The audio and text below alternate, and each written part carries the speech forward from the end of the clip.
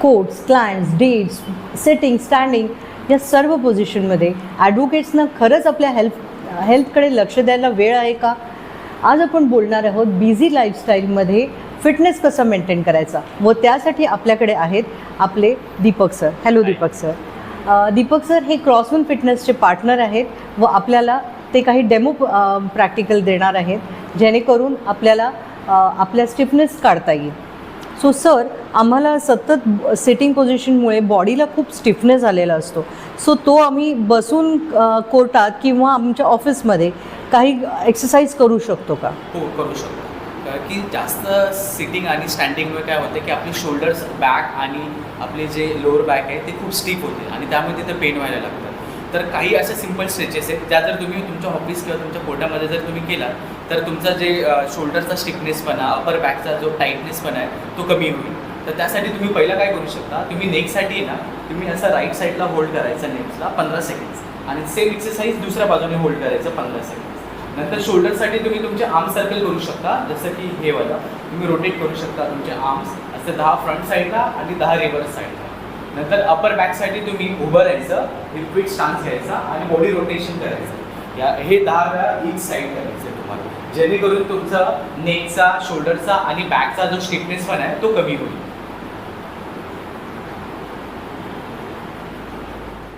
Standing argument नंतर lower back pain होतं, ते कमी करण्यासाठी काही करू शकतो का सर? हो, करू शकतो. की जास्त वेळ उभं राहिल्यामुळे काय होतं, आपला लोअर बॅकवर आहे ना जास्त ताण येतो आणि त्यामुळे ती पेन व्हायला लागते.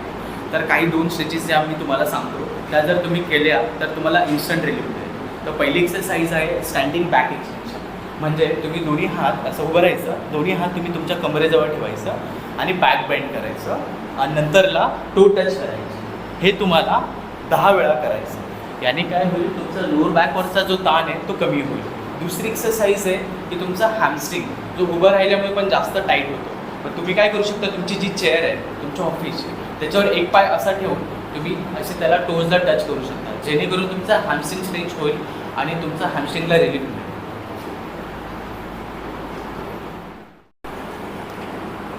लंच स्किप करणाऱ्या प्रोफेशनलसाठी काही क्विक हेल्दी स्नॅक्स ऑप्शन आहेत का? हो, आहेत. कारण की लंच स्किप केल्यामुळे काय होतं की इव्हिनिंगला ओव्हर इटिंग होते आणि ओव्हर इटिंग झाल्यामुळे तुम्ही काय करता, जंक फूड खाऊ शकता. जंक फूडची क्रेविंग जास्त वाढते. मग तुम्ही काय करू शकता की तुम्ही लंचला रोस्टेड चना किंवा कॉफी घेऊ शकता. नंतर तुम्ही जर व्हेजिटेरियन आहात तर तुम्ही पनीर सँडविचला प्रिफर करा. नॉन व्हेजिटेरियन आहात तर तुम्ही एग सँडविच खाऊ शकता किंवा तुम्ही फ्रूट बाउल घ्या, एक फ्रूट बाउल पूर्णपणे तुम्ही खाऊ शकता. होल डे हेक्टिक शेड्यूलमध्ये हायड्रेशन कसं मेंटेन करायचं सर? थकवा, हेडेक किंवा लो एनर्जीचं मेन कारण आहे डिहायड्रेशन. तर तुम्ही काय करू शकता की तुमच्याजवळ ना 1 लिटरची ना वॉटर बॉटल कॅरी करा आणि दर 10 ते 15 मिनटानंतर तुम्ही थोडं थोडं पाणी पित राहा. किंवा तुम्ही थोड्या वेळानंतर किंवा दिवसातून एकदा तुम्ही कोकोनट वॉटर पिऊ शकता. किंवा जर ते तुम्हाला जर जास्त वॉटर प्यायचं नसेल तर तुम्ही ज्युसेस कॅरी करू शकता.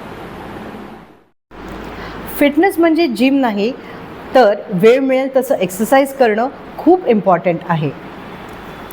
तुमचं हेल्थ आणि तुमचा कायदा दोन्ही इक्वली इम्पॉर्टंट आहे. तुमचा कायदा, तुमचे हक्क आणि आता हेल्थसुद्धा सरळ सोप्या भाषेत. धन्यवाद.